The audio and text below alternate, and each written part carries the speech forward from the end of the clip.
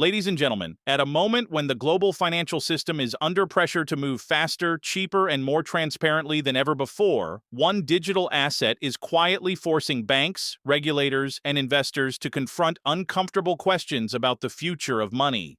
The impact of XRP on banking is no longer a theoretical debate or a distant experiment. It is happening in real time, and the reactions it is triggering across the financial world reveal just how significant this shift could be. To understand why this topic matters right now, we need to step back and look at how international banking actually works today.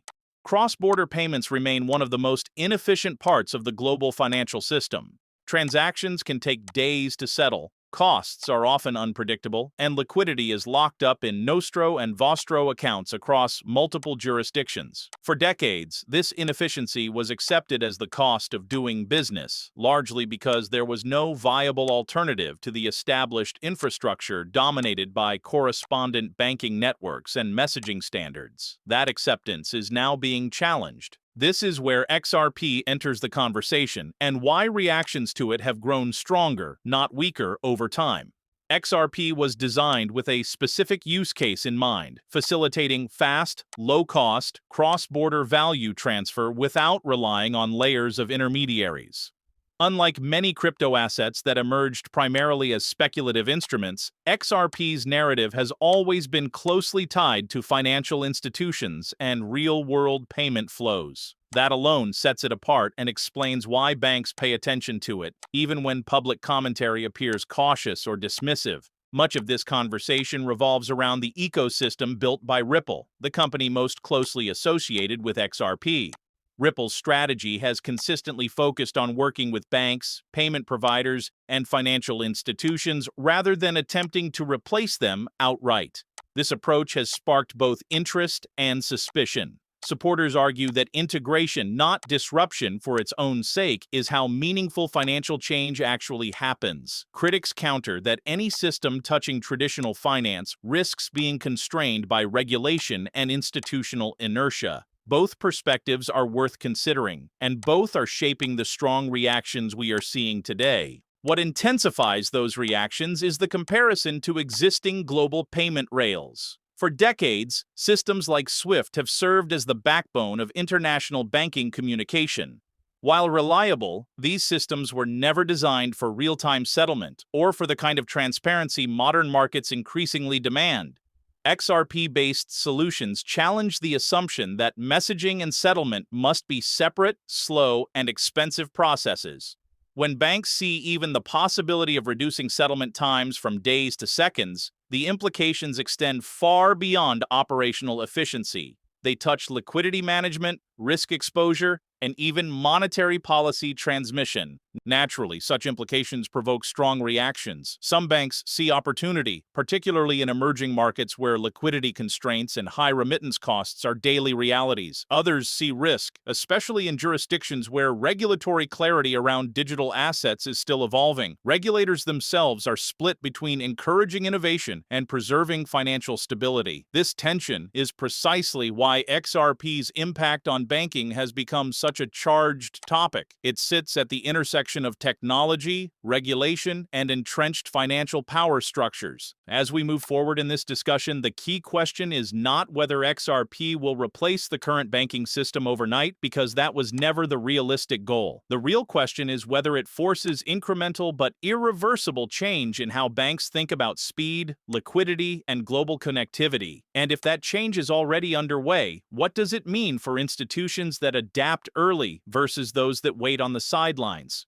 When we look more closely at the global response, what becomes clear is that the reaction to XRP is not uniform, and that diversity of opinion tells us a great deal about where banking is headed. In some regions, particularly where cross-border payments are a daily necessity rather than an occasional function, financial institutions have shown a willingness to explore new settlement technologies. These banks are less concerned with defending legacy systems and more focused on solving practical problems like trapped liquidity, high transaction costs, and delays that directly affect businesses and consumers. In these environments, experimentation is seen as a competitive advantage, not a threat. In contrast, banks operating in more mature financial markets often respond with caution. Their infrastructure is deeply embedded, their compliance obligations are extensive, and the risks of reputational or regulatory missteps are significant. For these institutions, the idea of using a digital asset as a bridge for value transfer raises questions about balance sheet exposure, custody, and governance. Even when the underlying technology demonstrates efficiency gains, adoption is slowed by the need for regulatory certainty and internal alignment across multiple departments. This is why public statements from large banks can sound skeptical, while private research and pilot programs quietly continue in the background. Regulators play a central role in shaping these reactions.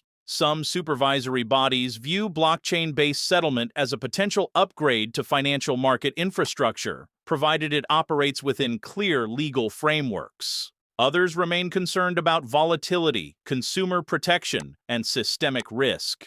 The influence of major institutions, such as the Bank for International Settlements, is particularly important here. When organizations like this acknowledge the potential of distributed ledger technology for improving cross-border payments, it sends a signal to central banks and commercial institutions alike that innovation is not inherently incompatible with stability. At the same time, uncertainty in key jurisdictions has amplified emotions around XRP. Ongoing debates about classification, compliance, and oversight have created periods of hesitation, followed by renewed interest as clarity improves. This stop-start dynamic explains why reactions often appear extreme, swinging between optimism and doubt. For banks, the challenge is not just evaluating the technology, but timing their engagement so that they are neither too early, absorbing unnecessary risk, nor too late, losing strategic relevance. Another layer to this reaction comes from internal banking culture. Payments teams, treasury departments, and innovation units often see the value of faster settlement and reduced capital requirements. Meanwhile, risk and compliance teams are tasked with asking hard questions, sometimes slowing progress. This internal tension mirrors the broader industry debate and reinforces why XRP's role in banking sparks such strong and sometimes conflicting responses.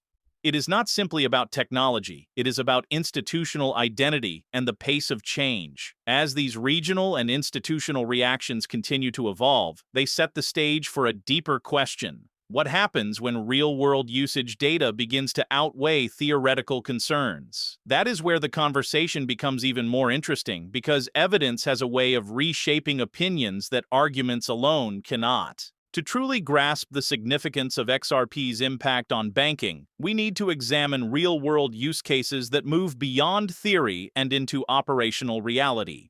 One of the most illustrative examples comes from corridors with high remittance volumes, where sending money internationally has traditionally been slow, expensive, and opaque.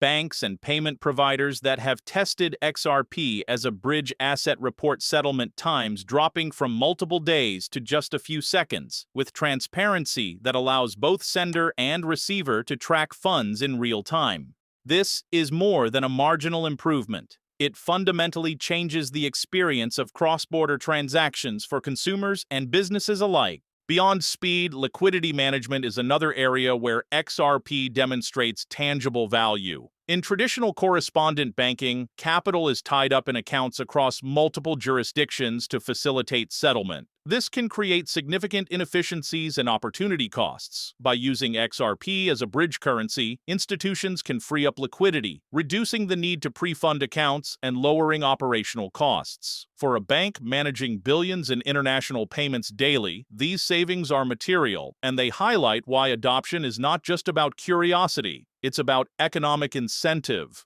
We also see growing adoption in emerging markets where the existing financial infrastructure is less robust. Here, the benefits are twofold: faster payments and broader access to financial services. Consumers sending remittances can receive funds nearly instantly, and local businesses can participate more efficiently in global trade. In these contexts, XRP doesn't just improve efficiency, it enhances inclusion, giving underserved populations access to tools that were previously out of reach. Market reactions reflect these real-world use cases. Financial analysts and institutional investors are starting to factor in the operational advantages of XRP when evaluating partnerships, pilot programs, and potential integration.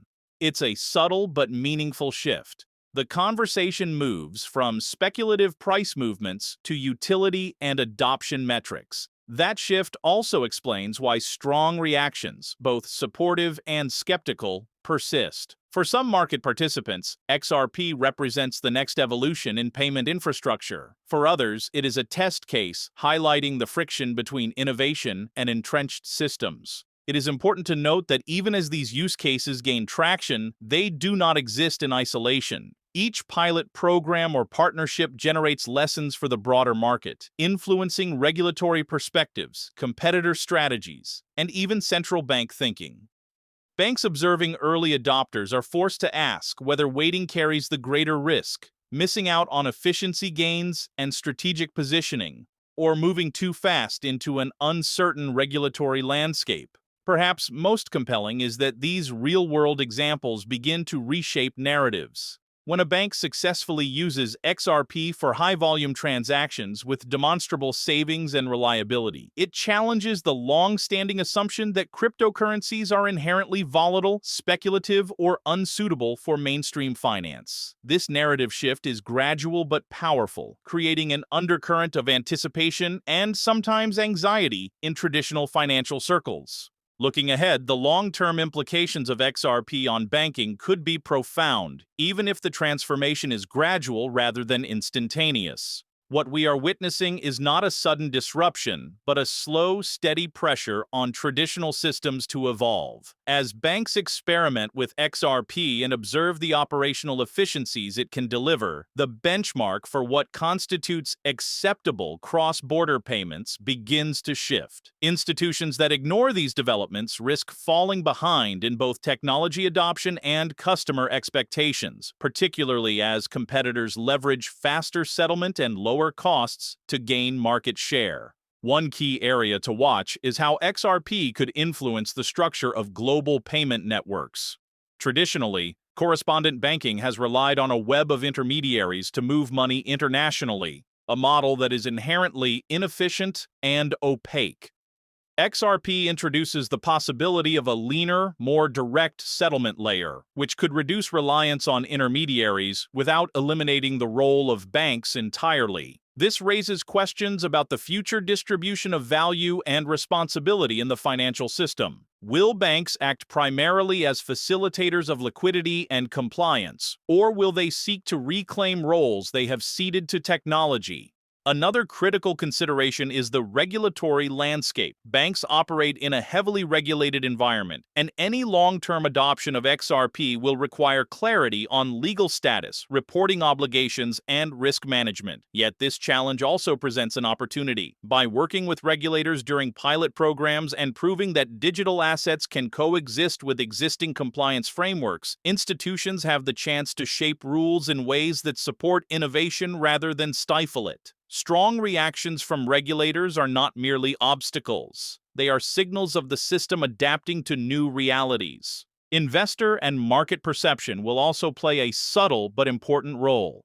As more institutions adopt XRP in practical use cases, confidence in its utility grows. This can reinforce a positive feedback loop. Increased adoption encourages further experimentation, which generates data and case studies, which in turn reduces perceived risk for hesitant players. Over time, this could accelerate the normalization of digital assets as integral tools in mainstream finance, not just speculative instruments.